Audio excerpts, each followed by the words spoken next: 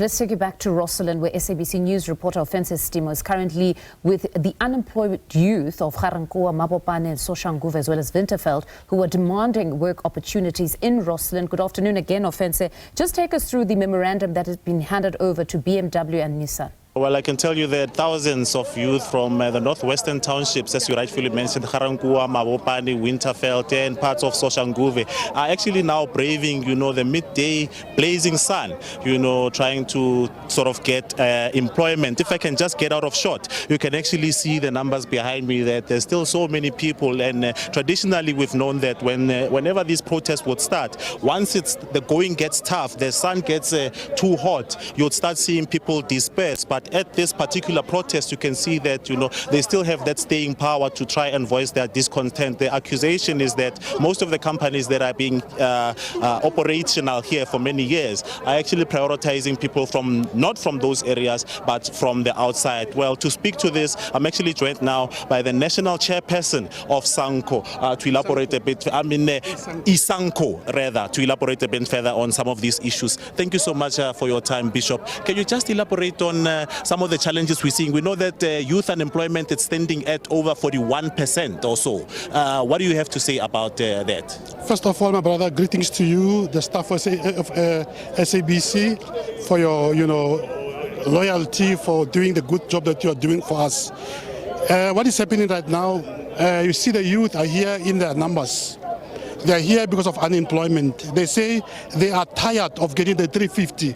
They want permanent employment so as to be able to sustain themselves, their lifestyle, and their families. Hence, they are here today voicing out their anger, their frustration.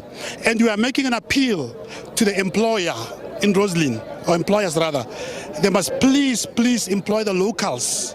They must start by employing the locals so that the locals must be able to get jobs and they must get satisfaction. That's what we were looking for. And lastly, I want to thank, our leader, President Ramusie, for organizing us as ISANCO, because he says to us, we must be the voice for the voiceless. That's why we come up with in numbers to represent the community. We are here for the community.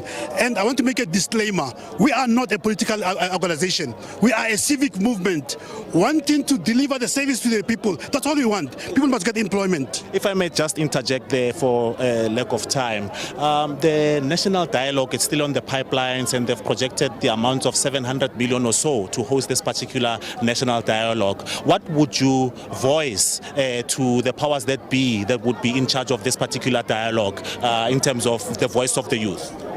First of all, my brother, national dialogue is a waste of money. All those billions that they have channeled towards the national dialogue, they must redirect the money to creating employment. We are where we are since '94 because of the current reigning government. They've chased away the investors as a result of their conflicting labor laws. They are making the investors to run away. So we are saying we are here to readdress that. We are here to plead with the employer. We are here to plead with the government as well, that they must make sure that employment is here, because of people who want employment, nothing else but employment. And there's local government elections coming next year, and I know that people can actually, politicians are responsive to people's demands. Voice your grievance to the politicians if they are watching here today. Yeah, you see, let me tell you the system that the government has created. They have created this system of spoon-feeding the people with 350 rands. That is nothing. People need employment. They cannot survive on 350. And they're creating a dependency so that when elections come, they must remind the people that they're the ones who are feeding them. It is just a lie. It is just a mist, a smoke screen. We want employment. We want people to be employed, not to be, fooled with food parcels, to be fooled with the 350s. People they are clever lately. They don't want 350s anymore. They want employment. The SOE has collapsed. The post office has collapsed. Look at the Home Affairs now. They are outsourcing the Home Affairs to the banks. What is that?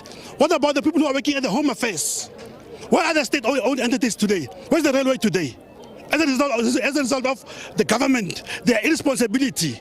We are tired and sick and tired of that. That's why you see the people have come today in masses. They say we're going to voice it out in peace, with peace, because they are tired of being at home.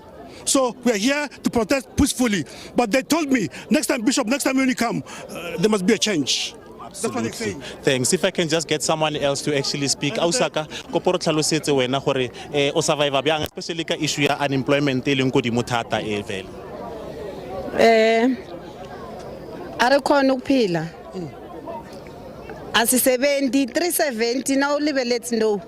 Price pack it's 200 rand. Yes. Impuphu ngithenga ngani? Yes. 370 it's not enough. Kuthi kusebenze abantu laba qhamuka ngaphandle sibe sikhona sila ekhaya singakhona ukusebenza leyo yona ayisebenzi njalo abasicabangele sinebantwana sibomama lana sinebantwana asinabo babi kunebantwana vela usayivava byani nge370 lebantwana laba yi4 or by 5.